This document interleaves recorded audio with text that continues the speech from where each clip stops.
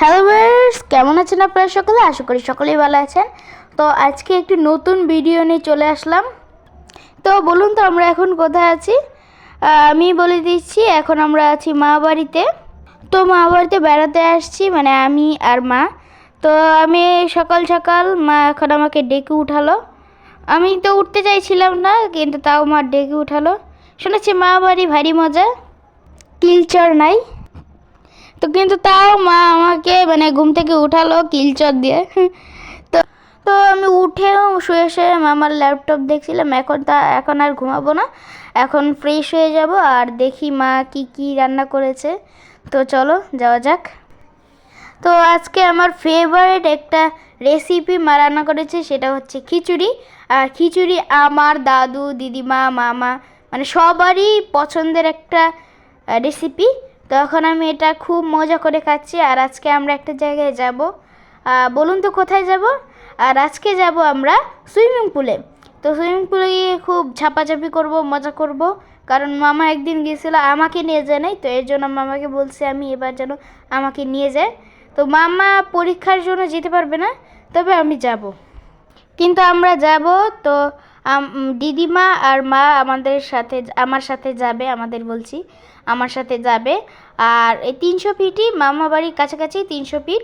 তো মামা বলে দিয়েছে কী করে যেতে হবে, আমরা ওই অনুযায়ী যাব। তো চলো যাওয়া যাক আজকের মানে নতুন গন্তব্যে। তো ভিউয়ার্স, আমরা চলে আসলাম সুইমিং পুলে। মানে অন্য একটা সুইমিং পুল আছে, তো ওইখানে যাওয়ার কথা ছিল, কিন্তু ওখানটা আজকে বন্ধ আছে। তো মামা আবার আরেকটা জায়গায় আমাদের ব্যবস্থা করে দিল। তো এখন আমরা এই যে এসে পড়েছি। এটা আবার আমার এক মাসি আছে, তো মাসি বাড়ির পাশেই। তো যদি মানে মাসি বাড়ির পাশে এটা না হতো তাহলে তো মানে মনে হয় বাড়িতেই চলে যেতে হতো, আর সুইমিং পুলে নামা হতো না। তো এই সময়টা এখন মামাকে খুব মিস করছি, কারণ মামা আসলে ঝাপাঝাপি করতে পারতাম। বোঝাতে যাচ্ছে না যে কতটুকু জল আছে। তো এখানে মাসি আমাকে ধরে ধরে নামাচ্ছে, কারণ আমি তো সাঁতার কাটতে পারি না। এখন কীভাবে কী করব? মামা আসলে অন্তত সমস্যা ছিল না, কিন্তু এখন তো কেউ নেই, আমি একাই। তো মাসি আমাকে ধরে ধরে এবারে এখানে যাও, ওই সাইডে যাও, এরকম বুঝাচ্ছে। তো মা তো এখানে নামবে না, কারণ মার এখানে মানে নামার কোনো প্রস্তুতি নেই। তো আমাকে যতটুকু যা করার করতে হবে। তো দেখো কত বড় সুইমিং পুলটা, আর সুইমিং পুলের জলটা তো মানে অনেক সুন্দর। তো মাত্র জলটা ছাড়া হয়েছিল, এবং এর জন্যই খুবই ঠান্ডা ছিল জলটা।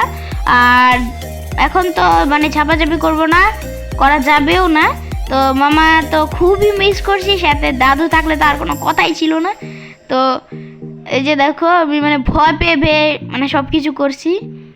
উঠার সময়ও ভয়, নামার সময়ও ভয়, মানে সব কিছুতে ভয় আমার মনের ভিতরে ঢুকে রয়েছে। ফার্স্ট টাইম জীবনে,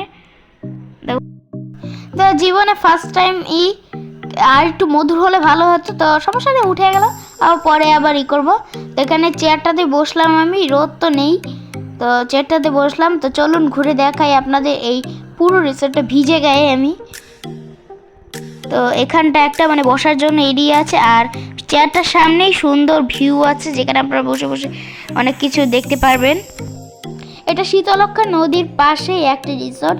এখানে বসে বসে আপনারা নদীর যে ভিউ উপভোগ করতে পারবেন। সুন্দর একটা রিসোর্ট। আর এই জায়গায় অনেক ঘর আছে, যেখানে আপনারা এসে বুকিং করে থাকতেও পারবেন।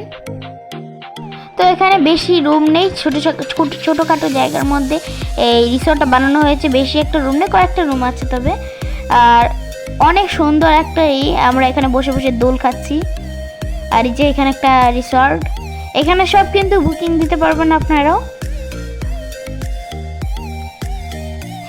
আপনারা চাইলে এখানে এসে ঘুরেও যেতে পারেন। এটা হচ্ছে সপ্তর্ষি রিসোর্ট।